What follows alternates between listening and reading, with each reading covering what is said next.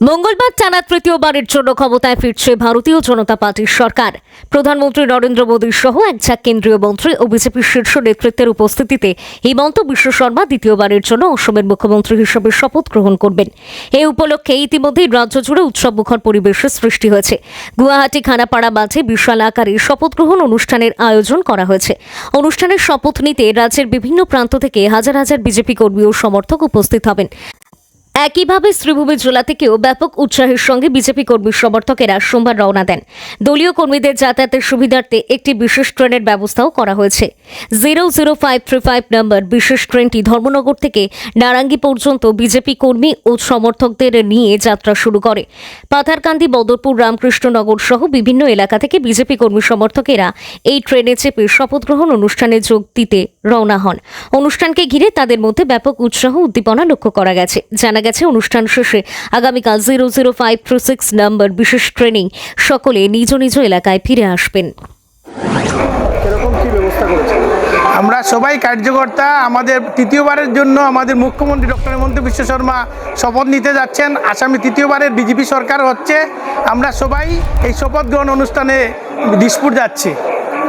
কতজন যাচ্ছেন আপনারা? আমরা প্রায় এই জেলার থেকে প্রায় 1300 মানুষ নিয়ে আমরা এই ট্রেন বুক করে যাচ্ছি।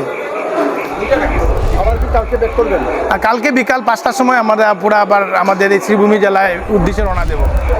আবার দ্বিতীয়বার মুখ্যমন্ত্রী হইব, এটা একটা আমরা সবার আনন্দ। করিমগঞ্জ সাউথ শ্রীভূমি। और 8 प्रस्ताव के साथ साथ हमारे दोनों एनडीए के नेता, एजीपी के और बोडोलैंड पीपल्स फ्रंट के नेता, सब ने एक ध्वनि से श्रीमान हेमंत बिस्व शर्मा जी को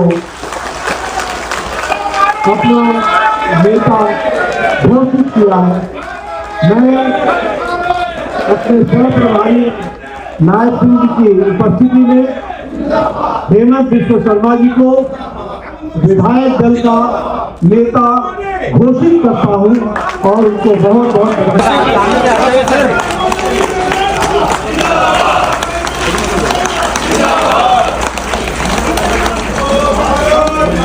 बहुत सामने से सर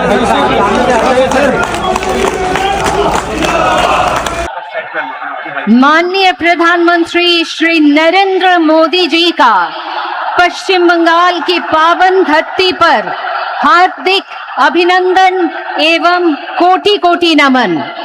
आइए जोरदार करतल ध्वनि के साथ स्वागत करते हैं सर्वप्रिय जनप्रिय प्रधानमंत्री श्री नरेंद्र मोदी जी का।